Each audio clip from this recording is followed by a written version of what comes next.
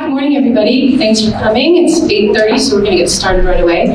I'm Laura Kennedy, director of the lower school. If you feel like I know everybody here, so welcome. This is Dr. Kristin Whithey. She's our academic learning specialist, and she's going to be presenting today too. So I thought today we would talk about a few things. We have monthly character traits now that we work on. This month is been gratitude, and next month is honesty. So I thought I'd just share a few tips for how you can develop those character traits in your students, in your kids. And then Dr. Whithey will share a few growth mindset tips, have a request from Spanish, and then we'll have time for some Q&A. So November, as I said, we've been focusing on gratitude, which we define as choosing to notice and appreciate things in our life, things in others, and things in the world. And why gratitude? There's a lot of research that has been done on the benefits of gratitude. In adults, there was a well-known study, a 10-week study, that those who wrote every day about what they were thankful for had better health, they were happier, they exercised more, and less trips to the doctors. It's very much the same with kids. Grateful children have better social support, they have more satisfaction with their schools, with their families, with their friends and themselves. And grateful kids also tend to give more social support to others as well. Teens, so as your kids approach the teen years, the data shows that grateful students are more engaged in their schoolwork and hobbies. They have better grades, they're less envious, they're less depressed, less materialistic, and more likely to participate in community service. So how can you develop gratitude? It's more than just saying please and thank you. So focusing on the good, why they happen. So not just saying thank you for it, but focusing on the why and what happened to make it happen. So who are the people involved? Who drove you there? Thanking the bus driver. Who produced the food? Who got the food there? Who wrapped the present? Those kind of things. So focusing on the why. Modeling generosity as a family and getting kids involved. So I know a lot of families do this. I hear this from kids. It's popular to, get students involved in, if you get a toy, you donate a toy, you donate clothes. Our food drive is another perfect example. Get the kids involved in the food drive. So what can they bring in? I see parents bringing in the food, but it would be great if the kids brought in the food. Really get them involved in modeling that generosity. Work-life balance. So this is a great thing for parents. So studies show that it's really important for parents to take care of themselves to develop gratitude in children. There was a study that asked kids, if you were granted one wish that would would change the way your parents work, this was about working parents, affects your life, what would it be? And most of the parents guessed, can you guess what most of the parents guessed? Most of the parents guessed that kids would say that the parents would spend more time with them, but they actually didn't answer that. The majority of kids answered that they wish that their parents were less stressed and less tired. So things that you do to take care of yourself that you might feel guilty about are really good at developing gratitude in kids. Also, it's really shown that you showing value to your friendships. So going to take that time to be with your friends is important as well, because it models that friendships are important, which is another way to bring out gratitude in kids. Participation in group activities in the community is so important as well. Clubs, sports, hobbies. This quote I really like, that genuine gratitude occurs once individuals start having a story of their own, of achievements and challenges they've faced in communities with people who value them. So when you're on a team and you're doing that kind of teamwork, you have gratitude for your teammates, they show gratitude to you, and it's a great way to develop gratitude. Encouraging empathy. So the data suggests that kids become more in tune with each other and more empathetic approaching age 10. And encouraging kids to help their friends is so important. We just did an activity about kindness, and I asked kids to put something on the wall about what kids did for them. And so many of the kids, particularly in that 9, 10 age, talked about kids supporting them, helping me when I was sad, helping me in kickball, helping me in math, helping. That was a big theme. And then encouraging all the 4 parts of gratitude. So gratitude involves noticing what we're thankful for, thinking about it, feeling and doing. So a lot of parents focus on the doing, which is the thank you, but all of it is important when developing gratitude with students. So there's just a few tips for developing gratitude. And then next month we'll be talking about honesty, which is living truthfully in your words, actions, and thoughts. So I'm going to share a few tips from one of my favorite books. I think it's about a 10 or 12-year-old book now called Nurture Shock. And one of the chapters was on why kids lie. And I just absolutely found it really fascinating and kind of changed the way that I related with kids and started focusing more on not the act, but the actions and the honesty behind. So the data that they looked at shared that very few 3-year-olds lie, but then it jumps dramatically at 4. And 40% of 4-year-olds lie. And I see people nodding, so I think some of you have gone through that phase out there. Some kids grow out of it naturally, but a third of them don't. They get better at it. And so they did a lot of tests with parents and police and teachers, and everybody was no better than chance, 50-50, guessing whether their kids were lie or not. Many parents will deny that. They'll say, I can tell when my kid's telling the truth or when my kid's lying. But the data and the tests show that we are not. We're about 50%. So it's interesting why kids learn to lie. So initially, when they start lying, it's because they're covering up something, a transgression. They're going to get in trouble. So they broke the lamp, they threw the ball in the house, that kind of thing. And the parent says, what happened? Did you throw the ball? I didn't throw the ball, Mommy. I didn't do this. I didn't. And then finally, I did. And then the researchers found that in only 1% of cases did the parent go back and talk about the lie. Why did you lie? Why did you lie to mom or dad? They talk about the problem, the transgression. How many times have I told you not to kick the ball in the house or that kind of thing? And they forget about the lie. So what does the kid learn? The kid learns their point of view is the attempted lie didn't cost me anything. I'm not getting punished for the lie, I'm getting punished for the action. And at the same time that this is happening, kids are having mixed signals from the adults around them. So they're hearing their parents tell little white lies. Tell your grandma that you like the socks. Tell them I'm not here. Tell them I'm busy, that kind of thing. Or parents making promises that they don't fulfill. So Saturday we're going to go get ice cream, and then Saturday comes around and you're busy and it doesn't happen. So the little 4-year-old, 5-year-old brain is like, they can't understand what a white lie is. To them, when you're talking about tell the truth all the time, well, I'm hearing mom and dad not tell the truth.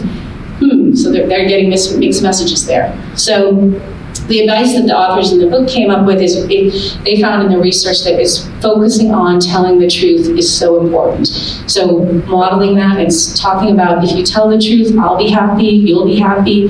Telling the truth can be hard sometimes, but focusing on that truth part. And so that's what I always focus on when kids come to my office if they're in trouble, is getting to the truth and telling the truth. And if they say, am I going to get in trouble? Yeah, you actually might, but you're going to feel much better. We're all going to feel better if you tell the truth. So those are just some tips for some of the character traits that we're working on. And I'm going to pass the mic to Dr. Whithey, who is going to talk about growth mindset and some tips for developing that, which is so important to develop, especially because we start grades at a young age. And so kids can really get caught up in grades at a young age. And we want them to focus on the learning as well as the grades. So Dr. Whithey. Thank you. So I don't know if you've had the opportunity to come into our learning lab right next to Laura's office. You'll notice that the decorations are all from one of my favorite children's books right now called A Beautiful Oops. So if you haven't yet stopped it, please do. It's a children's book that says that if you make an oops or you rip a paper or you make a smear across the page while you're doing your artwork, take that, congratulate yourself, and turn it into something that winds up being beautiful. So a rip can turn into an alligator's mouth rather than being something worth crumpling up and throwing away. So I wanted to take a few minutes today to share to you about growth mindset, because it's something that I am very passionate about and would love to see all of our children embrace. Woo! And then the formatting went really itty-bitty for us. So this says, think about, have you ever wondered why some children shy away from challenges and crumble at the first sight of struggle?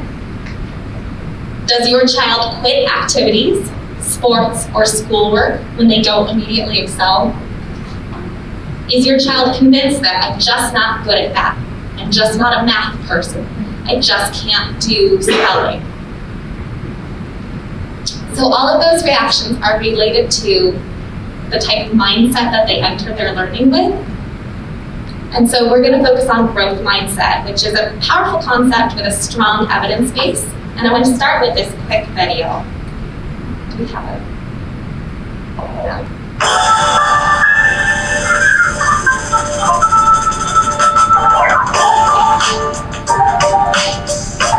So check this out. Carol Dweck and her colleagues wanted to look into the impacts that praise had on children's development. So what they did is they took over 400 fifth grade students from all across the nation, and they did a really simple yet interesting study. Here's how it went down. They gave all the kids a really easy nonverbal IQ test. There were 10 questions, and at the end of the test, they praised all the children in one of two ways. The first group was praised for their intelligence. So they said, wow, great job, you must be really smart at this. Now the second group was praised for their effort. So they said, wow, great job, you must have worked really hard at this. Now this is a really subtle difference, but the impact it had is incredible. So after praising the kids and getting them divided up into the two groups, they gave them all an option for their next test. The first option was, hey, this next test is going to be a little bit harder, but it's going to be a great opportunity to learn and grow. Now the second option was, this next test will be similar to the first, and you will surely do well on it. Now the interesting thing is, out of the group that was praised for their intelligence, 67% of them chose the easier option, while 92% of the kids who were praised for their effort chose the harder test. This is unbelievable to think about, how just the subtle difference in the way that they were praised had such an impact. Carol Dweck explains why this happened. The child or adult hears, oh, you think I'm brilliant and talented. That's why you admire me, that's why you value me. I better not do anything that will disprove this evaluation. As a result, they enter a fixed mindset, they play it safe in the future, and they limit the growth of their talents. Whereas focusing on the strategies they use, the way they're stretching themselves and taking on hard tasks, the intense practice they're doing, those are the kinds of things that say to a child or an older athlete, it's about the process of growth. As a result, they don't feel, oh, if I make a mistake, you won't think I'm talented. They think, oh, if I don't take on hard things and stick to them, I'm not going to grow. Next, Dweck and her colleagues gave all the kids a really difficult test. It was one that they would surely fail, but they wanted to look at how the different kids attacked this challenge. Dweck noticed that the group that was praised for effort worked harder, longer, and actually enjoyed this test more than the group that was praised for their intelligence. This group got really frustrated with this test and had the tendency to give up early. After this artificially induced failure round, all of the kids were given a third and final test. Now this test was the same level of difficulty as the first one, but check out the results. The group that was praised for their intelligence actually did worse on this test than the first one. Their average score actually dropped by 20%, while the group that was praised for their effort did significantly better, raising their average score by nearly 30%. This is a 50% difference in performance that was caused by a few subtle differences in the way that they were praised. This study shows how praise can either make or break a child's development. I mean, we all do it. We all want to be positive with the children we work with, so teachers, coaches, parents are always looking for ways to support their kids and tend to praise them quite a bit. So we need to look at research like this and realize, okay, praise is a good thing and there's nothing wrong with being positive, but we need to be very careful about praising someone's intelligence or abilities and focus more on the process and the effort that they put forth. I think this is a pretty easy fix that will help us develop growth mindsets within the kids that we work with. And it's all the... So I'm going to pause this video and bring us back to the presentation. Ooh, touching is much easier than mine. So what they were talking about was this idea of mindsets, having a fixed mindset versus having this growth mindset. The original fixed mindset is more that belief that intelligence and talent are innate traits to us, and we only have a finite set or a finite amount of intelligence. Whereas the growth mindset is the belief that you can change as a result of effort, perseverance, and practice. So some examples of this fixed versus growth mindset are the belief that intelligence is something you're born with versus the belief that it's a result of effort and hard work. Or the desire to look smart, avoid looking dumb, versus the desire to learn, even if it takes effort and possible failure. A fixed mindset might be the tendency to see challenges as threatening versus embracing challenges as fun and exciting. Or giving up when it gets hard versus persisting. We might feel threatened when others are successful in the fixed mindset, but we might find inspiration in the growth of others with a growth mindset. So mindset really does matter when we think about impact on school. Research has shown that there are huge implications to academic success. Children with a growth mindset are more motivated, even when work gets challenging. They're more likely to review and revise their work and spend time looking back over their work rather than just submitting it the first time. They tend to score better on math and verbal standardized tests, fail fewer classes, have higher GPAs, and are more likely to persist throughout high school and higher grades. So that's all lovely, but how do we, as parents, help our kiddos develop that growth mindset? So the first thing we can do is praise and reward effort over results, like the video suggested. So rather than just looking at homework when they're finished with it and saying, oh, good job, instead you want to check in with them while they're working and comment on how much progress they've made and ask them whether they have ideas of how they could make their work even better. We can talk about the brain as something that grows. So it is when children learn that their brains actually physically change through the struggle, they build more neural connections, things like that. It's empowering to them. They see that it's a muscle that they can grow just like any other muscle in their body. And they learn about how that effort leads to that, just like when we work out, it leads to the development of our bodies. We should also model making mistakes so that when your children see you making a mistake, you show them how to overcome it, and you remind them that you are growing and learning from that too, that mistakes are opportunities to grow.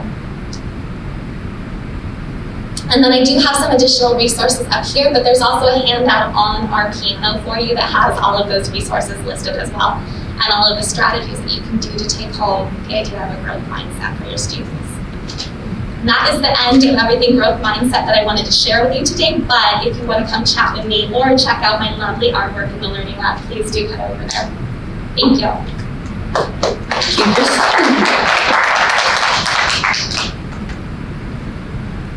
And then just to kind of finish up before we have some Q&A time, the Spanish teachers have asked me to just remind parents that they would really like you to be practicing vocabulary during the week, ideally 5 or 10 minutes per day. They have a lot of suggestions for websites and things as well. If you need help with that, you can reach out to them. Upcoming events for parents, we have an all-school assembly on Friday, December 10th on the football field. And I believe that starts at 9 o'clock. And that will be traditional songs and things like that. So your parents are welcome. So, okay, everybody have a great day. And we'll hang around for a few minutes if you have any questions.